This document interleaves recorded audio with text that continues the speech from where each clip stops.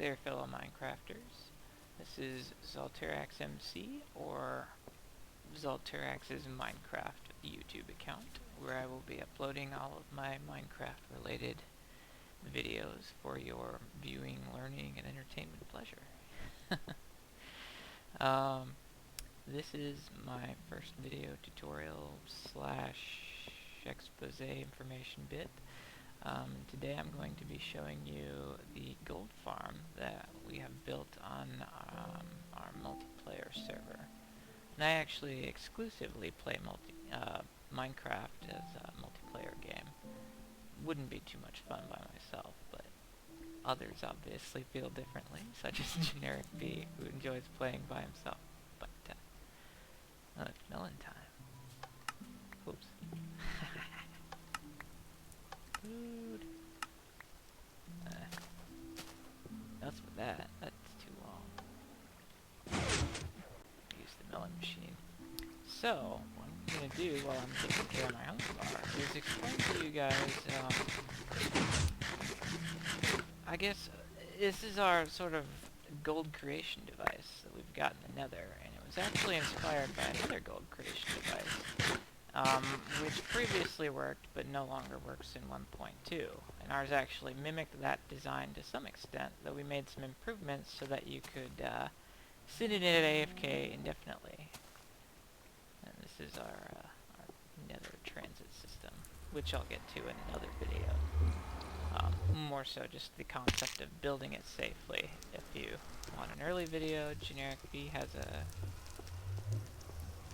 unloaded chunk. Generic B has an existing video that explains nether portals quite extensively. The main reason you would even want gold rails, or well, gold in general, I use it exclusively for gold rails. Wow, I'm getting some chunk lag there. I'm actually going to break my cart here so I can get out and show you guys the outside of this thing. So this is our nether transit system. It's all glassed off to keep lava cubes and other annoying things outside. The nether is not a friendly place, but it is a great place for certain things, like gold farm. This is actually just like an exit to the rail that I hollowed out. So, one important aspect to actually setting up a gold farm is the half-slabbing. Now we actually only half-slabbed out 72 spaces, and apparently you would want to half-slab out 128 spaces in all directions centered around your gold farm, which is that gigantic cobblestone thing over there. And no, it is not completely filled up inside. The inspirational video, the creator, he must have spent an age trying to build that thing so that it would accommodate you. He did 5 levels, but he did it with signs, and as of the 1.2 update, you have to do it with pistons. So the key piece here is you want to half slab off a pretty sizable area. Like I said, we did 72 blocks out in all directions, but if you wanted it perfect, you'd have to do 128 blocks.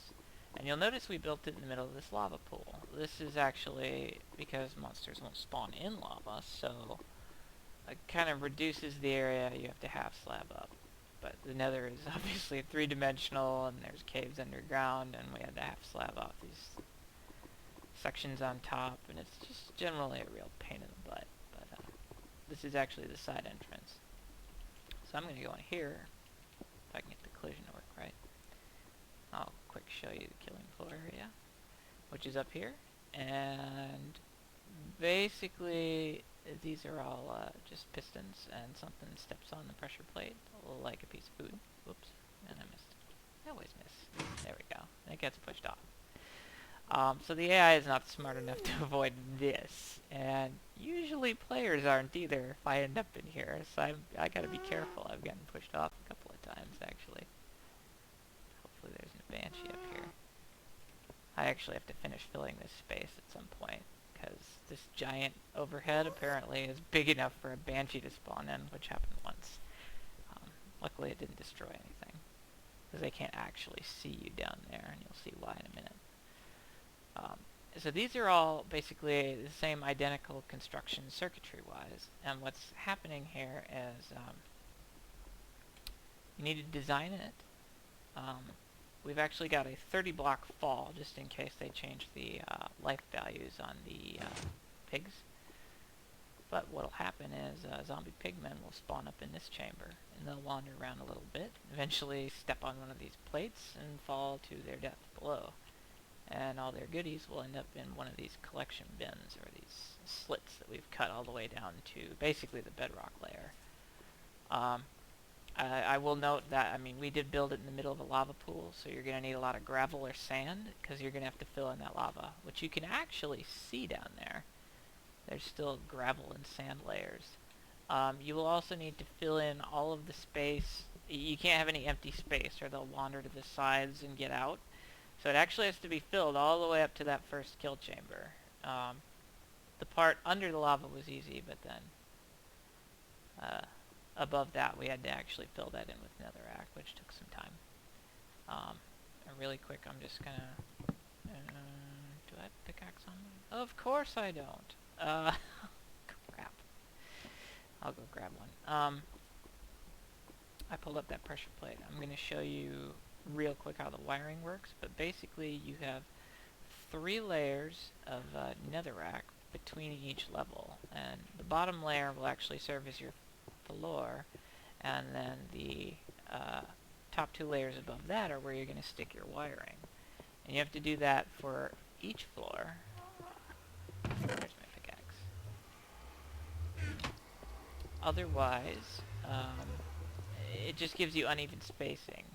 But if you do it with those 3 layers, then you've got room to dig down and kind of stick this compressed redstone spacing I've come up with for each piston platform. You could also go up, but I don't know.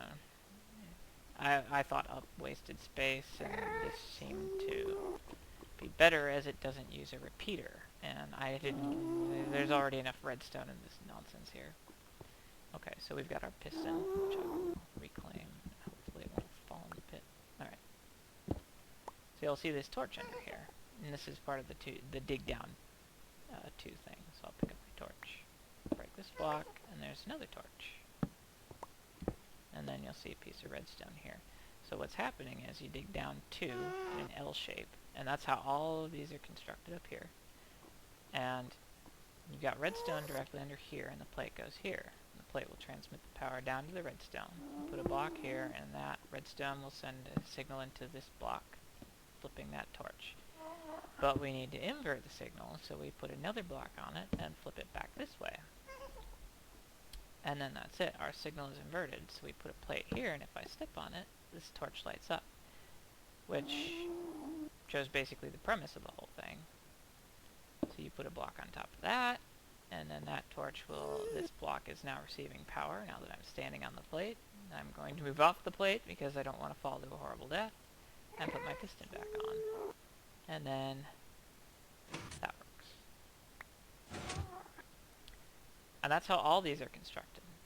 Originally, prior to 1.2, you could use signs, and they would just walk off, because they were retarded back then. But their AI has since been upgraded, and they no longer fall for signs. Ha ha ha, pun intended. So, you have to basically... We have got like a lot of signs in here still from the first build. That we're slowly dealing with. I think I reclaim a couple of signs every day, and we just use them from here. And then down here is the actual collection area. Now down here, you'll see this sort of zigzag track design. And what happens is you go... Oops, and we got pigs falling already. So you go down here, and you go along on this zigzag track, and you'll go back and forth and collect all the goodies that end up in these glass collection troughs. We made everything glass because of the tendency to, like, players could get stuck in there. One key difference between our design and the inspirational one, which I will link in the description, is that the player's head is completely encased in glass. And what this does is it prevents monsters from actually getting on the tracks. So if a slime falls down here, it's not going to be able to actually get on the track, just as I can't get on the track right now. And this makes the collection safe. Since you're riding along the side, you will suck up anything that ends up in these chutes.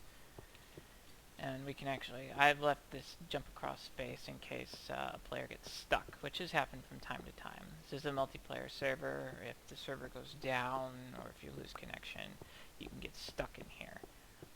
And actually a behavior that you want to be careful of, at least on a multiplayer server for sure, is that if you log out and you're in kind of an enclosed space like this, the server likes to bounce you upwards to the first available free space.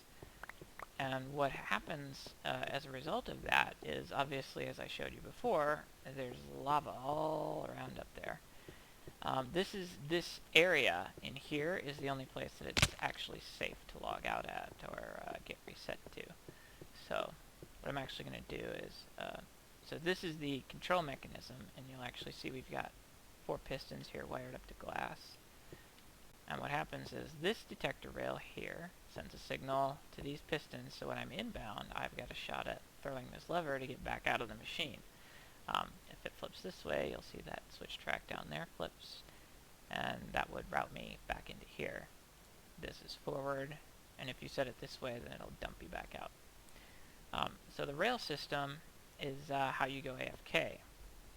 The other important difference that we've got here is this reset track, which I will explain as I ride around it real quick. So I'm going to hop in and start it up.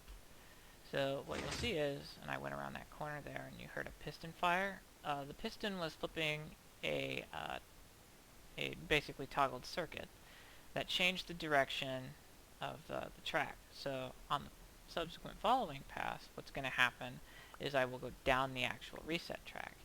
The reset track is sending me 144 blocks away from the origin of this giant collection area.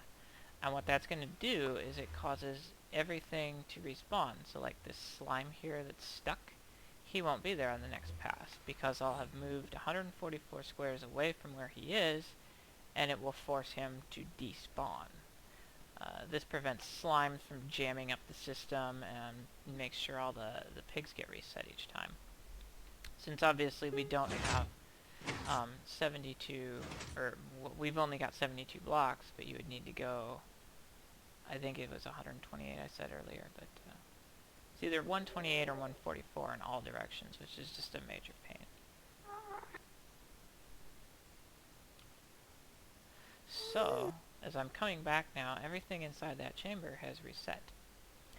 And what that means is that as I'm riding back in, the game's trying every, I think it's like 20 times a second or something to spawn stuff. So as I come in here, the pigs start respawning. And they fall down and they die. And that's pretty much it. I mean, I'm riding along this glass trough. There's no way for anything to get on the tracks. And every time I go down that reset track, which is every other pass, this entire room spawn resets, and you start getting fresh spawns. And you'll see that slime that was here earlier is gone. And that is because we went down that reset track. He despawned. So this keeps the entire thing safe, constantly resets it, and you're good to go. You can sit in here AFK for an extended period. I've personally sat in here AFK while at work for a very long time. And you'll see what happened there is those pistons retracted, I hit the switch, and I got out of the machine. If these pistons did not retract, when your head is in glass like that, you can't do anything. So you're like stuck in there. So these are important. You need to create a space where you can actually reach out and interact with this lever. So you get that window, but then since they're over the track most of the time, if something were to happen to spawn in here and get inside here, it would not be very likely to get on the track, and even if it did, when the pistons extended back out, it would damage it, but odds of it are pretty slim. And that's the gist of it. I mean, and you really don't need to build all this out of glass. We just did it for, like, aesthetics. But this layer of the track has to be glass. has to be, or you will suffocate inside there.